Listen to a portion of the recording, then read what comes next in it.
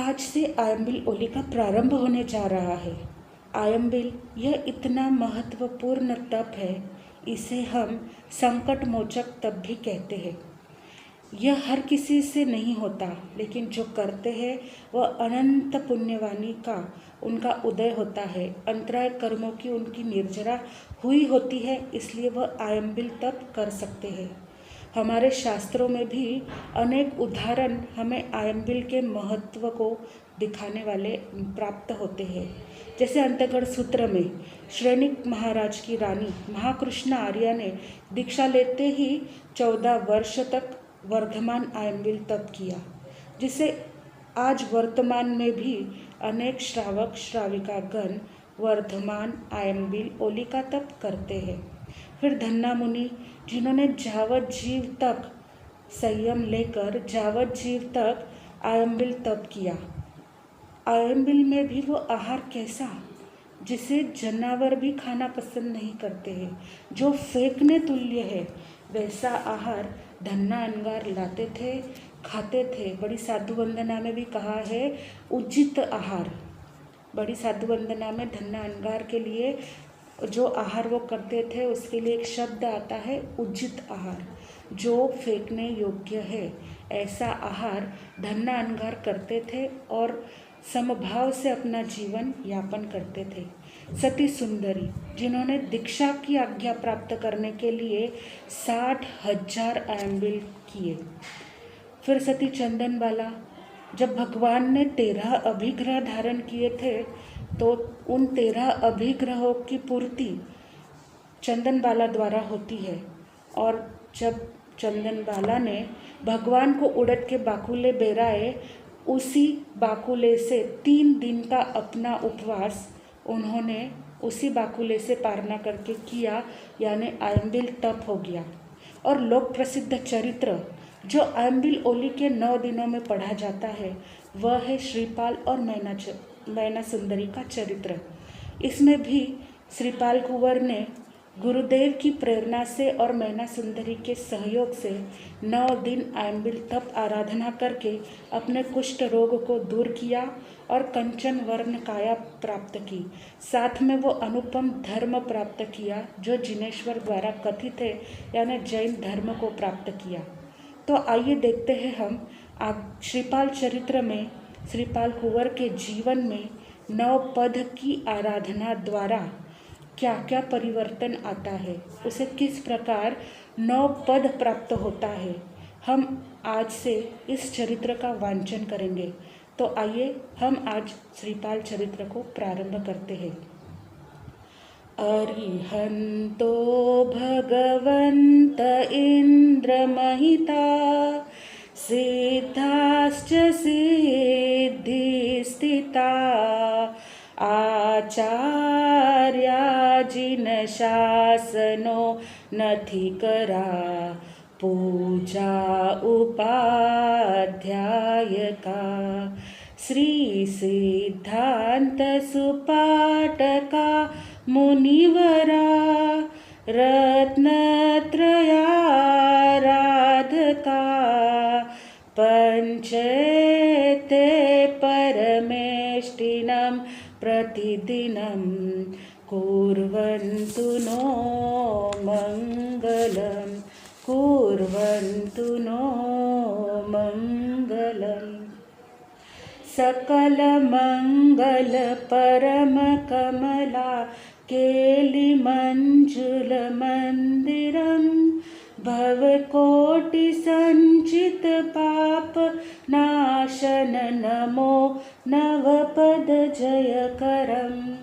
अरिहंत सिद्ध आचार्य उपाध्याय साधु दर्शन सुखकरम् वर ज्ञान पद चारित्र तप ये नमो नवपद जयकरम् नमो नवपद जयकरम्। चरम तीर्थंकर श्रवण भगवान महावीर स्वामी जी के चरणों में कोटिशः वंदन। अनंत उपकारी जन जन के आस्था केंद्र आचार्य भगवान पूज्य श्री आनंद ऋषि जी महाराज साहब अनंत उपकारी ज्ञानदाता गुरनी मैया पूज्य डॉक्टर धर्मशिला जी महासती जी के पावन स्मृति में परम पूज्य तपस्वी रत्न किशन मुनि जी महाराज साहब आदि के पावन स्मृति में शतशः अभिवादन। वर्तमान आचार्य प्रवर पूज्य डॉक्टर शिव मुनि जी महाराज साहब, युवाचार्य श्री महेंद्र ऋषि जी महाराज साहब, प्रवर्तक पूज्य श्री कुंदन ऋषि जी महाराज साहब, अनंत उपकारी ज्ञानदाता गुरनी मैया पूज्य डॉक्टर पुण्यशिला जी महासती जी के पावन श्री चरणों में त्रिवार अनंत अनंत भाव वंदन। आज से हम श्रीपाल चरित्र का वांचन प्रारंभ करेंगे। श्रीपाल चरित्र आपने अनंत बार सुना है, अनेकों बार, साल में 2 बार इस आयम्बिल ओली आती है और इस ओली के अंदर श्रीपाल चरित्र पढ़ा ही जाता है। तो आज भी हम इस श्रीपाल चरित्र का वांचन प्रारंभ करते हैं। श्रीपाल नरेश्वर समरो परमेष्ठि नवपद प्रेम से। श्रीपाल नरेश्वर समरो परमेष्ठि नवपद प्रेम से। चौथा आरामाय नगर एक चंपापुरी सुखकारी। सिहरत राजा राज करे जहाँ, सिहरत राजा राज करे जहाँ। जैन धर्म का धारी हो श्रीपाल नरेश्वर समरो परमेष्ठि नवपद प्रेम से।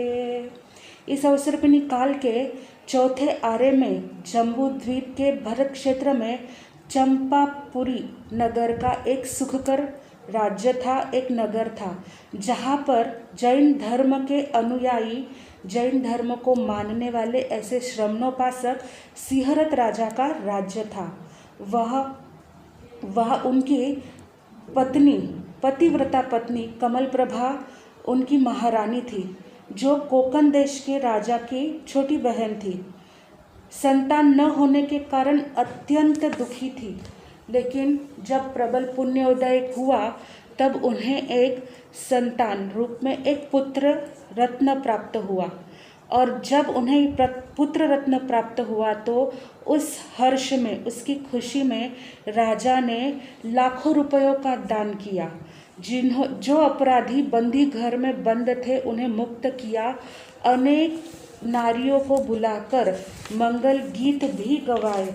इस प्रकार पुत्र के जन्म होने पर सिहरत राजा ने हर्ष मनाया। सिहरत राजा ने हर्ष मनाते हुए फिर उसका नामकरण किया। श्रीपाल यह नाम दिया है, कुटुंब सुनी सुख पाया। 5 वर्ष का हुआ कुंवर जब, 5 वर्ष का हुआ कुंवर जब। देख सजन हुलसाया हो श्रीपाल नरेश्वर समर्यो परमेष्ठि नवपद प्रेम से। जब श्रीपाल कुंवर का हर्ष मना के हुआ, समय व्यतीत होते होते वह बालक बड़ा हुआ। उसका नाम श्रीपाल इस प्रकार रखा गया जिसे सुनकर कुटुंबजन, प्रजाजन सभी अत्यंत हर्षित होते हैं। जब वह पुत्र 5 वर्ष का होता है तब सिहरत राजा, जो उसके पिता है, उसके पेट में शूल रोग होता है और इस पीड़ा से वह मृत्यु को प्राप्त हो जाता है। अब कमल प्रभा रानी रो रो कर रुदन मचाती है कि अब यह राजकाज कौन संभालेगा, यह श्रीपाल तो अभी बहुत छोटा है। इस प्रकार वह रोते जाती है और बोलते जाती है। तब उस राज्य का मंत्री मतिसार, जो अत्यंत बुद्धिमान और दयालु होता है, वह वहाँ पर आता है और कमल प्रभा रानी को कहता है कि आप अपने आप को संभालो, रुदन को त्यागो और राज्य काज जो भी है अब वह आपको ही संभालना है। इस प्रकार कमल प्रभा रानी को सांत्वना देते हुए मतिसार मंत्री कहते हैं। तब कमल प्रभा रानी कहती है कि आपको पूरा अधिकार है, अब आप ही हमारे आधार हो। आप श्रीपाल को राज्याभिषेक करो, यह आपको पूरा अधिकार हमने दिया है। इस प्रकार जब कमलप्रभा रानी से आज्ञा प्राप्त होती है तब मतिसार मंत्री सिंहरथ राजा का अंतिम संस्कार का कार्य आदि सब निपटकर प्रजाजन को सांत्वना देते हुए श्रीपाल को राजगादी पर बिठाता है और उसका राज्य अभिषेक कर देता है। इस प्रकार सब कुछ सुखपूर्वक चलता है। तब सिंहरथ राजा के छोटे भाई वीरदमन के मन में ऐसे होता है कि अब मुझे चंपा का राज्य प्राप्त करना है। इसलिए वह विचार करता है कि मैं मंत्री को और श्रीपाल को मरवा देता हूँ और यह राज्य अपने अंदर कर लेता हूँ। इस प्रकार विचार करके वीरदमन अपने सैनिकों के साथ मिलकर षड्यंत्र रचता है, जिसकी भनक मंत्री को लग जाती है और वह आकर कमलप्रभा रानी से सब कुछ कहता है। कमलप्रभा रानी यह सब जानकर अपने पुत्र की प्राण रक्षा हेतु आधी रात के समय ही पैदल ही अपने पुत्र को लेकर भाग जाती है, भयंकर जंगल में निकल जाती है। और चलते चलते वह विचार भी करती है, थोड़ा मन विचलित भी होता है। अजीब अजीब आवाज़ें, भयंकर पशु पक्षियों की आवाज़ें सुनकर वह थोड़ा घबराती भी है। फिर मन को मजबूत कर पुत्र रक्षा का विचार करके आगे आगे चलती जाती है और मन ही मन पश्चाताप करती है कि पता नहीं किस भव का यह कर्म पाप उदय हमारा हो रहा है, जो आज हमें इस प्रकार इस भयानक अटवी में आना पड़ा। इस विचित्र विडंबना से हमें पार होना है। इस प्रकार वह विचार करती हुई चलते जाती है। रात्रि व्यतीत हुई, पूर्व दिशा की ओर सूर्योदय होता है। एक वृक्ष के नीचे वह थकान दूर करने के लिए कुछ देर विश्रांति करती है, बैठती है। उसी समय राजकुमार श्रीपाल अपने मीठे मधुर स्वर से माता के पास से दूध मांगता है। जैसे ही वह पुत्र का इस प्रकार का आवाज़ सुनती है तो उसके आँखों से अश्रुधारा बहने लगती है और पुत्र को बड़े प्यार से समझाती है कि बेटा, जहाँ इस जंगल में छाछ का भी योग नहीं है तो मैं तुझे दूध कहाँ से दूँ। इस प्रकार वह अपने बेटे को समझाती है। थकान दूर करके पुनः चलने लग जाती है। कुछ दूर जाने के बाद उसे 700 कुष्ठी पुरुष मिलते हैं। रानी का यह मुरझाया हुआ रूप देखकर वह कुष्ठी पुरुष उससे पूछते हैं, श्रीपाल नरेश्वर समरो परमेष्ठी नव पद प्रेम से, कौन ग्राम में रहे बहन तू, कौन काज यहाँ आई। बीतक पूर्व बात रानी ने, बीतक पूर्व बात रानी ने, दीनी साफ सुनाई हो। श्रीपाल नरेश्वर समरो परमेष्ठी नव पद प्रेम से, श्रीपाल नरेश्वर समरो परमेष्ठी नव पद प्रेम से। अब जब उन 700 कुष्ठी पुरुषों ने इस प्रकार कमलप्रभा रानी को जंगल में देखा तो उनसे पूछते हैं कि बहन, आप कौन से शहर के हो और यहाँ इस जंगल में किस कारणवश आई हो। तब कमलप्रभा रानी अपनी बीती हुई सारी बात उन्हें बता देते हैं।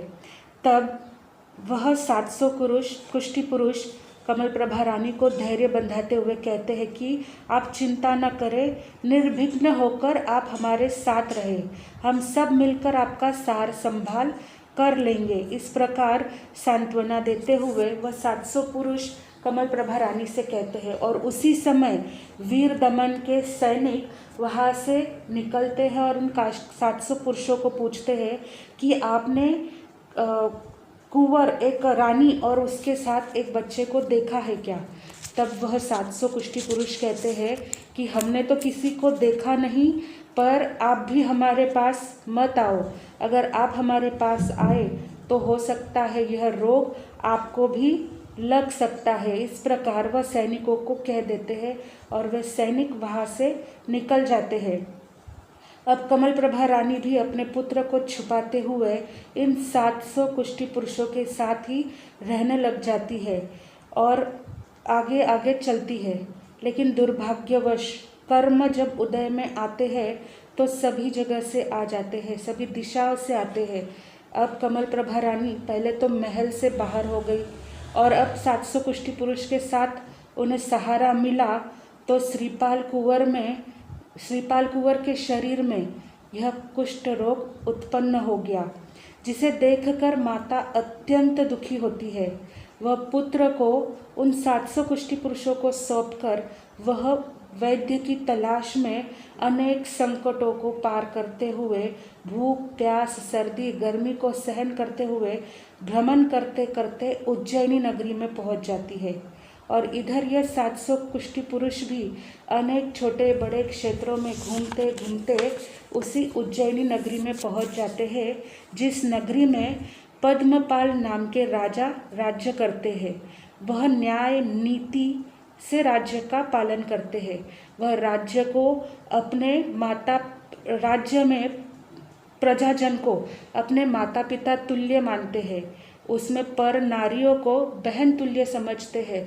इस प्रकार सुंदर न्याय और नीति से वह राज्य का पालन करते थे।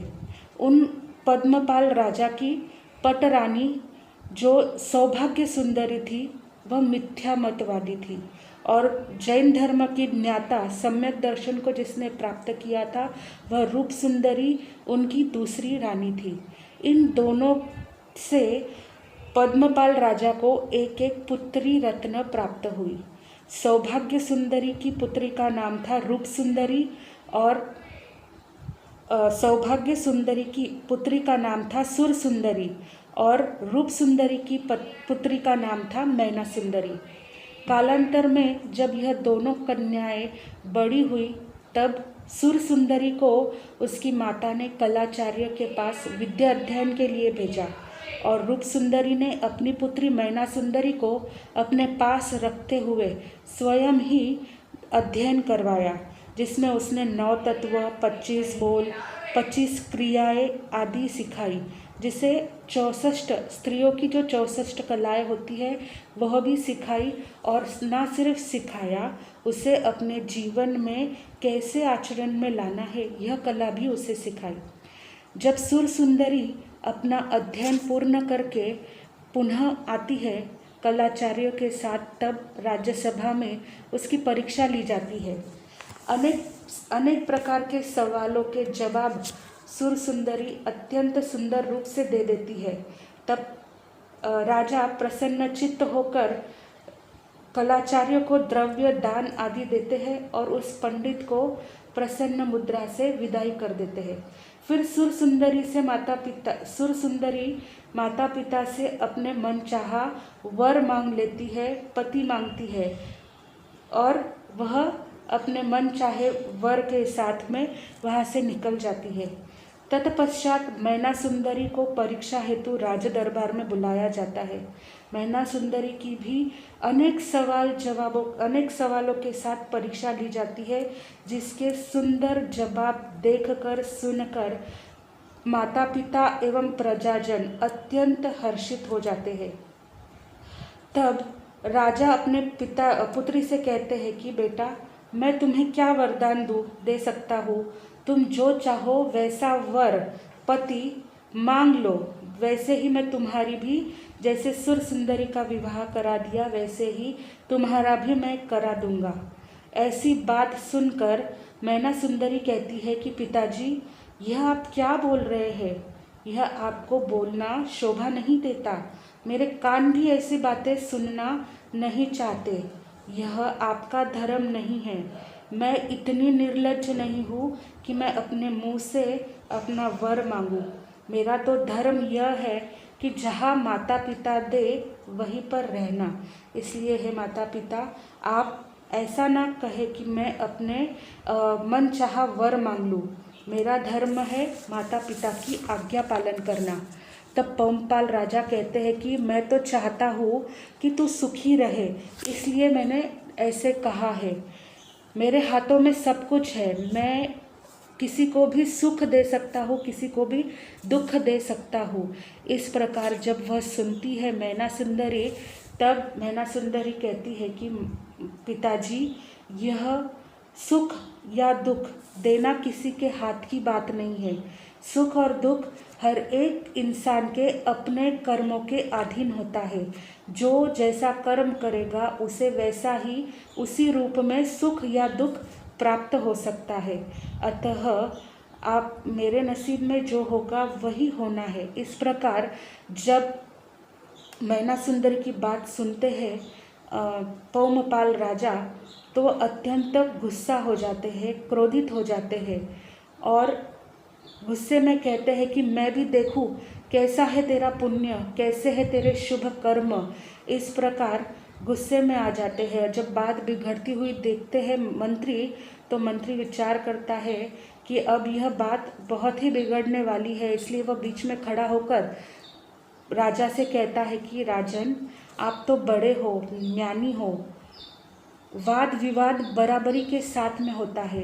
यह तो बच्ची है, यह कुछ भी कहेगी तो बालपन में निकल जाएगा, लेकिन आप बड़े हो, राजा हो, आपको समझकर ही बात करनी चाहिए। इस प्रकार वह राजा को शांत करने की कोशिश करता है और फिर मैना सुंदरी के पास देखते हुए कहता है कि बेटी, तुम्हें इस प्रकार राजा के सामने नहीं बोलना चाहिए।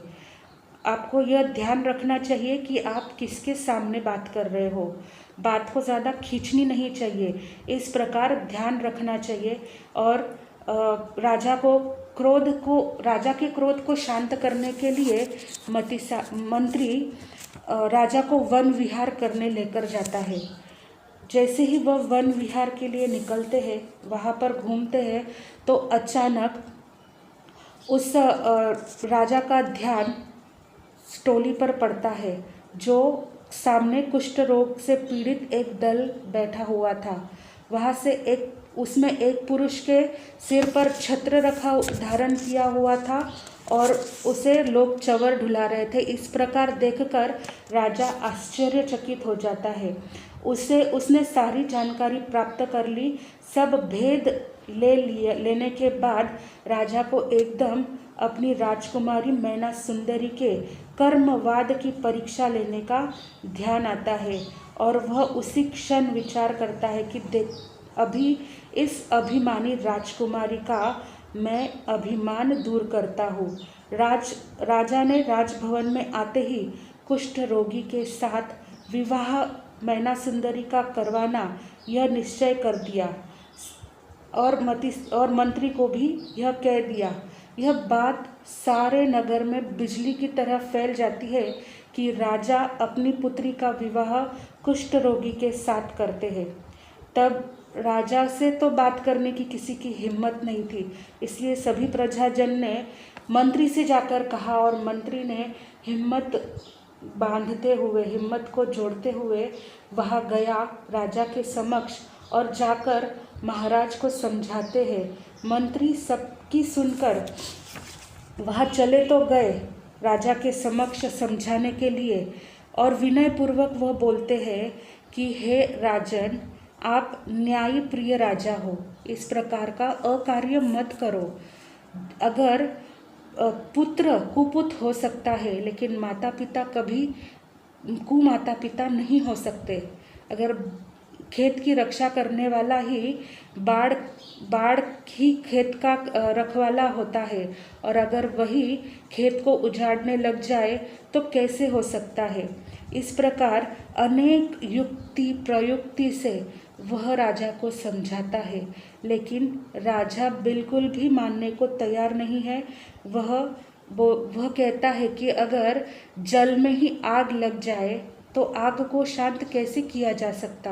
लेकिन फिर भी राजा एक नहीं मानता है और वह अब आदेश देता है कि तुरंत ही विवाह की सारी तैयारी की जाए और जल्द से जल्द मुझे सूचना दी जाए। इस प्रकार अनेक युक्ति प्रयुक्ति से समझाने पर भी जब राजा नहीं माने तो मंत्री को राजा की आज्ञा शिरोधार्य करनी पड़ती है और वह अपने नीचे रहे हुए सैनिकों को आदेश देता है कि पंडित जी और पिठी मर्दन करने वाले को तुरंत बुलाया जाए। जब यह बात मैना सुंदरी की माता रूप सुंदरी तक पहुंचती है तो वह घबराकर मूर्छित हो जाती है। जब वह चेतना में आती है तो राजा के पास जाकर वह भी राजा को समझाने की कोशिश करती है कि क्यों आप अपने हाथों से अपनी पुत्री को कुएं में ढकेल रहे हो। इस प्रकार का अकार्य मत करो, कुछ तो ध्यान रखो। इस प्रकार जब राजा रूप सुंदरी की बातें सुनते हैं तो और ज़्यादा क्रोधित हो जाते हैं और वह उसी क्षण उसका विवाह करना निश्चित कर देते हैं कुष्टी के साथ। कुश्ती दलों को और श्रीपाल कुंवर को राजमहल में लाया जाता है। पिट्ठी मर्दन से उस मर्दन किया जाता है, सुसज्जित उसे किया जाता है और श्रीपाल कुंवर और मैना सुंदरी का विवाह कर दिया जाता है। इस घटना से माता अत्यंत दुखी होती है और अपने पुत्री को इस हाल में वह नहीं देख पाने के कारण वह नाराज होकर अपने पीहर चली जाती है और इधर 700 कुश्ती पुरुष विवाह होने के बाद श्रीपाल कुंवर और मैना सुंदरी इनको लेकर जंगल में वापस आ जाते हैं। विधि का विधान कौन टाल सकता है। इस प्रकार उनका विवाह हो जाता है और वे विवाहिता जोड़ी जंगल में आकर एक शिला पर बैठ जाते हैं। अपने मनोभाव एक दूसरे को कहने लग जाते हैं, समझने लगते हैं एक दूसरे के भावों को। तब श्रीपाल कुंवर कहता है कि धिक्कार है मेरे जन्म को, व्यर्थ लिया है मैंने जन्म। इस प्रकार वह अपने आप को कोसता है और कहता है कि अगर मैं जन्म लेते ही मर जाता तो आज यह दिन नहीं देखना पड़ता। तुम इतनी सुंदर, सुवर्ण के समान गोरी, बिजली के समान सुंदर, चमकीली, कामिनी, सबके मन को हरने वाली, ऐसी सुंदर तुम मैना सुंदरी जिसे आज इस कुश्ती के साथ परना दिया, मेरे साथ रहकर तुम्हें प्राप्त भी क्या होने वाला है सिवाय कुष्ठ रोग के। अतः तुम ऐसा करो कि तुम लज्जा का त्याग करो और माता के पास चली जाओ। जो मन चाहा वर तुम्हें मिलेगा, उनसे तुम विवाह कर लेना। इस प्रकार श्रीपाल कुंवर मैना सुंदरी को कहता है कि तुम यहाँ से चली जाओ। जब मैना सुंदरी अपने पति के ऐसे वचन सुनती है तो उसके आँखों में अश्रु धारा बहने लग जाती है। वह कहती है कि आप ऐसी अशुभ वाणी कैसे बोल सकते हो। आप मेरे जीवन आधार हो। यदि समुद्र अपनी मर्यादा लांघकर पृथ्वी पर आ जावे, सूर्य पूर्व दिशा की बजाय पश्चिम दिशा से भी उदित हो जाए, तो भी एक पतिव्रता स्त्री अपनी पति मर्यादा का उल्लंघन नहीं करती। वह जिस प्रकार सुख में साथ में रहती है, उसी प्रकार दुख में भी छाया की तरह साथ में रहती है। वही सच्ची पतिव्रता नारी होती है। इस प्रकार दोनों ही रात भर अपने भावों का आदान प्रदान करते रहते हैं और कब सूर्योदय हो जाता है यह उन्हें पता भी नहीं चलता। लेकिन सूर्योदय के साथ में उनके जीवन में क्या परिवर्तन आता है देखते हैं। श्रीपाल नरेश्वर समर्यो परमेष्ठि नवपद प्रेम से, प्रात हुई दिन कर प्रगटायो भाग्य उदय मुनि आया। श्रीपाल निज पत्नी संग जा, श्रीपाल निज पत्नी संग जा, चरणे शीश नमायो श्रीपाल नरेश्वर समर्यो परमेष्ठि नवपद प्रेम से। इधर चर्चा वार्ता करते करते पूरी रात्र व्यतीत हो जाती है। रात्रि का सघन अंधकार मिटकर सूर्योदय होता है। मानो यह सूर्योदय उनके जीवन में भाग्य का उदय लेकर आया है। ऐसे समझा जाता है। सामने से जंगल में प्रत्यक्ष कल्प वृक्ष चलकर आया ऐसे दिख रहा था। संतों के दर्शन हुए, पुण्य का उदय हुआ, और ऐसे समय कौन भला इस पुण्य को टाल सकता है। जैसे ही संत मुनिराज को मैना सुंदरी और श्रीपाल कुंवर ने देखा, वे तुरंत ही अपने पुण्य का उपार्जन करने हेतु उनके चरण में उपस्थित हुए, उनके चरणों में अपना शीश झुकाया।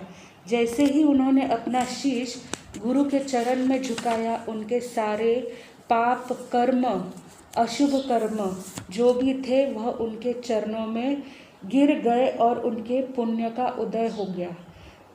दोनों पति पत्नी चरणों में बैठ गए। गुरुदेव ने उन्हें जिनवानी रूप देशना दी। जब जिनवानी रूप देशना पूर्ण होती है तब मुनिराज उनसे उस सुंदरी से पूछते हैं कि हे सुंदरी, ये तुम्हारे साथ पुरुष रत्न कौन है और तुम किस विपत्ति में, तुम किसी न किसी विपत्ति में फंसी हो, ऐसे मुझे प्रतीत हो रहा है। तब मुनिराज की यह मीठी अमृत सदृश्य वाणी सुनकर मैना सुंदरी ने गुरुदेव को कहा कि यह सारा कर्मों का खेल है। तब मैना ने मुनिराज को अपनी सारी पूर्व की कहानी बता दी।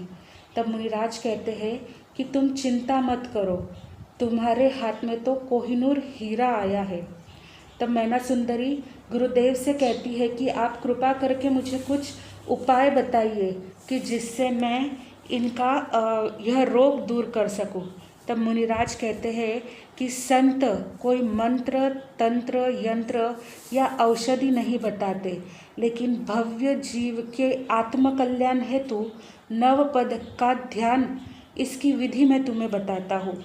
और अब संत मुनिराज श्रीपाल कुंवर को और मैना सुंदरी को नवपद की आराधना की विधि बताते हैं, जिसमें कहते हैं कि अरिहंत, सिद्ध, आचार्य, उपाध्याय और समस्त साधु, ये 5, और ज्ञान, दर्शन, चारित्र, तप, ये 4 इस प्रकार शास्त्र के सार है। ये 9 पद है। इसमें एक एक पद के साथ ओम ह्रीम श्रीम यह बीज मंत्र लगाकर इसकी माला फेरनी चाहिए। आशोज शुक्ल सप्तमी से पूनम तक और चैत्र सुदी सप्तमी से पूनम तक दोनों समय आयम्बिल करें। आयम्बिल व्रत 9 दिन की साधना करें, 21 माला बीज अक्षरों के साथ। अगर भौतिक लाभ पाना हो तो, और यदि आत्मिक लाभ पाना हो तो ओम ह्रीम लगाकर यह 21 माला हर पद के साथ फेरनी चाहिए। इस प्रकार नवपद की आराधना से और दिन रात जाप साधना, इससे इस लोक और परलोक में सुख की प्राप्ति होती है। नवपद जी के ध्यान से, अपने इष्ट की आराधना करने से अनेक प्रकार का लाभ भी प्राप्त होता है। वे लाभ इस प्रकार है। नवपद की आराधना करने से कुष्ठ रोग क्षय होता है, दुख कभी नहीं आता। साधना के अतिशय प्रभाव से बुखार, भूत, प्रेत, शाकिनी, डाकिनी आदि भय टल जाता है। रोग, शोक, दुख, दारिद्र्य भी उसके पास फटकते भी नहीं। यह साधना निर्धन को धनी, निसंतान को संतान प्रदान करती है। राजाओं द्वारा मान सम्मान प्राप्त होता है और उसकी कई लाभ के साथ सारी मनोकामनाएं पूर्ण होती है। इस प्रकार संत मैना सुंदरी को, श्रीपाल कुंवर को यह नवपद आराधना का महात्म्य समझा रहे थे कि उसी समय एक श्रावक संत दर्शन के लिए आते हैं और उन्हें जैसे ही आया हुआ देखकर संत समझ जाते हैं कि यह श्रावक सुश्रावक है। उन्हें साधर्मिक सहायता करने का इशारा करते हैं। श्रीपाल नरेश्वर समरो परमेष्टि नवपद प्रेम से, श्रावक से मुनियो बोले ये साधर्मिक भाए, सहाय दिया अति लाभ होत है, सहाय दिया अति लाभ होत है, समय पाय के आया हो श्रीपाल नरेश्वर। समर्यो परमेष्टि नवपद प्रेम से। जैसे वो श्रावक को देखते हैं और उन्हें संत इशारा करते हैं कि साधर्म की सेवा करने से बहुत लाभ प्राप्त होता है। यह मुनिराज जब साधर्मिक उस श्रावक को कहते हैं तो श्रावक मुनिराज का संकेत तुरंत समझ जाते हैं। वह मैना सुंदरी को और श्रीपाल कुंवर को अपने घर लेकर आते हैं। पूरे आतिथ्य सत्कार के साथ उनका मान सम्मान से उनकी सेवा करते हैं। और जब आसोज सुदी सप्तमी का पावन दिन आता है, उस समय श्रीपाल और मैना ने नवपद आयम्बिल व्रत की आराधना श्रद्धा भक्ति भाव से प्रारंभ कर दी। विधि से आराधना की तो शरीर के साथ साथ आत्मा का भी कष्ट जो रोग था वह भी नष्ट होने लग जाता है। पहले आयम्बिल में ही कुष्ठ रोग की जड़ें नष्ट हो जाती है। दूसरे आयम्बिल से जो कुष्ठ के घाव थे वह घाव मिट जाते हैं। यह अनुक्रम से 90 आयम्बिल जब आता है, उस दिन तक श्रीपाल का शरीर तपे हुए स्वर्ण के समान एकदम दैदीप्यमान चमकने लग जाता है। सबको यह देखकर अत्यंत आश्चर्य होता है और पूरे नगर में धर्म की चर्चा का वातावरण हो जाता है। नवपद की प्रसिद्धि होने लग जाती है, नवपद की महिमा फैल जाती है। मैना सभी के साथ मुनिवर के और नवपद के गुणगान गाने लग जाती है। धन्य है वह मुनिराज। इस प्रकार कहते हुए वह नवपद की आराधना करती है। तन के रोग के साथ साथ कर्म रोग का भी नष्ट हो जाता है, कर्म रोग भी नाश हो जाता है। नवपद का ऐसा जाप मैना और श्रीपाल ने किया कि जिससे कुष्ठ रोग तो दूर हुआ ही हुआ, लेकिन आत्मबल भी प्राप्त हुआ। मैना सुंदरी ने नवपद की आराधना करके पानी को अभिमंत्रित किया और जो साथ में 700 कुष्ठी पुरुष थे उनके ऊपर छिटका तो उन 700 कुष्ठी पुरुषों की भी काया कंचन वर्ण बन जाती है। मात्र पानी जिसे नवपद के मंत्र से अभिमंत्रित कर दिया तो वह पानी भी अमृत संजीवनी बूटी के समान हो गया। इस प्रकार सभी 700 कुष्ठी पुरुष एकदम स्वस्थ मस्त बन जाते हैं और सभी नवपद की महिमा गाते गाते अपने अपने स्वस्थान पर चले जाते हैं। श्रीपाल नरेश्वर समर्यो परमेष्टि नवपद प्रेम से। एक दिन पद पंकज मुनिवर का बंदी निज घर आता। श्रीपाल को मार्ग माही, श्रीपाल को मार्ग माही, मिली आई निज माता हो श्रीपाल नरेश्वर। समर्यो परमेष्टि नवपद प्रेम से।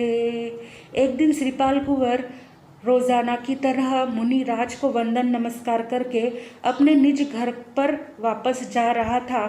तब रास्ते में ही उसे दूर से ही अपनी माता आती हुई नजर आती है। वह अनिमेष्ट दृष्टि से एक टककी लगाकर अपने माता को देखने लग जाता है, निहारने लग जाता है। जैसे ही माता है यह कंफर्म होता है तो जाकर अपने माता के चरणों में लौट गया और कहने लग जाता है, धन्य हुआ आज मैं, इतने दिनों बाद माता के चरण में नमन करने का सुअवसर प्राप्त हुआ। जिसे अपने पुत्र का बदला हुआ रूप देखकर माता भी आश्चर्यचकित होती है और वह भी उसे अनिमेष दृष्टि से देखने लगती है और उसकी आंखों से प्रसन्नता के आंसू झलकने लगते हैं। माँ बेटे का इस प्रकार का सुंदर मिलन देखकर मैना सुंदरी समझ जाती है कि यह मेरी सासू माँ है और वह भी तुरंत अपने सासू माँ के चरणों में अपना शीश धर देती है। माता भी खूब आशीर्वाद बरसाते हुए कहती है, दूधो नहाओ पूतो पलो, आंगन आनंद में झूलो। इस प्रकार अनंत अनंत आशीर्वाद बरसाते हुए वह अपने बेटे को और बहू को देखती है। फिर श्रीपाल कुंवर कहता है कि हे माता, जो तुम मेरा यह शरीर सुंदर निरोगी देख रही हो, इसमें आपकी बहू का ही पुण्य प्रताप है। इसके सौभाग्य से और नवपद की आराधना से मुझे यह काया पलट प्राप्त हुई है और साथ ही साथ वह अलौकिक जिनेश्वर भगवान का धर्म भी प्राप्त हुआ है। सारी बातें सुनकर कमलप्रभा रानी अत्यंत हर्षित होती है और वह अपने बहू मैना सुंदरी को हृदय से लगाती है। बेटी की बात सुनकर बीमारी की अवस्था में वैद्यराज के पास घूमते हुए आज अचानक उसे भी सुबह कमलप्रभा रानी को एक संत मुनिराज, जो चलते फिरते तीर्थ है, जंगम तीर्थ जिसे कहा जाता है, वह तीर्थ मुनिराज रूप भगवंत मिले। उन्होंने कहा, जो धन तुम्हें आज प्राप्त होगा वह विश्व में अनोखा धन होगा। इस प्रकार कमलप्रभा रानी उनके वचन सुनकर तुरंत वहाँ से निकलकर आई और आकर देखा तो सहसा उसे अपने आँखों पर विश्वास ही नहीं हुआ, क्योंकि सामने उसे अपना पुत्र भला चंगा एकदम दिखाई दिया। तो वो आश्चर्य में डूब गई और मुरझा हुआ मन पुनः श्वासोश्वास से खिल गया। मेरे बेटे को पहले से ज़्यादा सुंदर और स्वस्थ देखकर आज वह कहती है कि मुझे कुबेर का भंडार प्राप्त हो गया। इस प्रकार बेटा, बहू और कमलप्रभा रानी तीनों मिलकर पुनः मुनिराज के दर्शन को जाते हैं। पुनः मुनि के दर्शन को आए सास बहू श्रीपाल, जंगम तीरथ काज मैना की, जंगम तीरथ काज मैना की, माता आई चाल हो श्रीपाल नरेश्वर, समर्यो परमेष्ठि नवपद प्रेम से। अब तीनों मिलकर पुनः मुनिराज के दर्शन के लिए जाते हैं। उसी समय मैना सुंदरी की माता रूप सुंदरी भी मुनिराज के चलते फिरते तीर्थ साधु साध्वी जंगम तीर्थ कहे जाते हैं, उस तीर्थ के दर्शन हेतु मैना सुंदरी की माता भी आती है।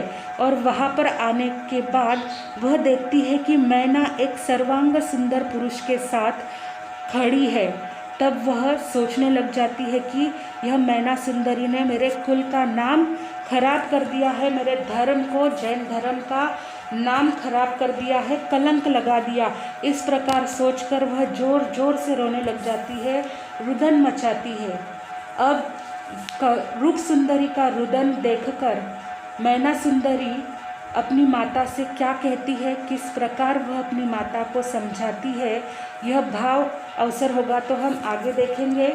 आज नमो अरिहंतानम पद, आज प्रथम दिवस है नवकार आराधना का। तो आज सभी ने नमो अरिहंतानम की 21 माला फेरनी है। ओम ह्रीम नमो अरिहंतानम। इस प्रकार 21 माला 12 अरिहंत भगवान के 12 गुण होते हैं, इसलिए 12 लोगस्य का ध्यान, 12 नमोथुनम, 12 तिखुत्व के पाठ से वंदना, हो सके तो 12 खमासना देना है। इस प्रकार आज की विधि रहेगी। आज का रंग सफ़ेद रंग है। सफ़ेद वस्तु का उपयोग करें तो ज़्यादा अच्छा रहेगा। आज चावल की वस्तु का दिन है। इस प्रकार आज की यह संपूर्ण विधि आप सबको करना है। अब श्रीपाल चरित्र में आगे क्या भाव आएगा वह अवसर होगा तो हम आगे देखेंगे। आज की विधि जिन्होंने आम्बिल की है उनको तो करना ही है, पर जिन्हें आम्बिल नहीं है कम से कम एक नमो अरिहंतानम की माला, ओम ह्रीम नमो अरिहंतानम की एक माला, 3 गुरु वंदना, 3 बार वंदन, 12 लोगस्य का ध्यान, 12 नमोथुनम आदि करो तो बहुत ही बढ़िया है। लेकिन जिन्होंने ओली की है उन्होंने पूरी विधि करना है, यह विशेष ध्यान रखना है। आगे का भाव जो होगा समय समय पर आपको बताया जाएगा। इस श्रीपाल चरित्र के अंदर हम रोज़ाना 3 सवाल निकालेंगे। उन सवाल के जवाब भी आप लोगों को देना है। जिस प्रकार बड़ी साधु वंदना में 3 सवाल पूछे जाते हैं और उसके जवाब आपको फॉर्मेट रूप में देने होते हैं, उसी प्रकार आज से श्रीपाल चरित्र के ऊपर भी 3 सवाल निकाले जाएंगे, जिसे आपको फॉर्मेट रूप में एक साथ में 6 सवाल आ जाएंगे। वो 6 सवालों के जवाब आपको देने हैं। तो आज का श्रीपाल चरित्र के अंदर से ही 3 सवाल पूछे जा रहे हैं। आज का पहला सवाल, जंगम तीर्थ किसे कहते हैं? जंगम तीर्थ किसे कहते हैं? दूसरा सवाल, बीज अक्षर कौन से है? बीज अक्षर कौन से है? और आज का तीसरा सवाल, मैना सुंदरी के माता पिता का नाम बताओ। मैना सुंदरी के माता और पिता का नाम बताओ। यह आज के 3 सवाल है। आपने इसे सॉल्व कर लेना है। आगे क्या सवाल आएंगे, क्या श्रीपाल चरित्र के अंदर भाव आएगा, वह अवसर होगा तो कल देखेंगे। बोलो भगवान महावीर स्वामी की जय।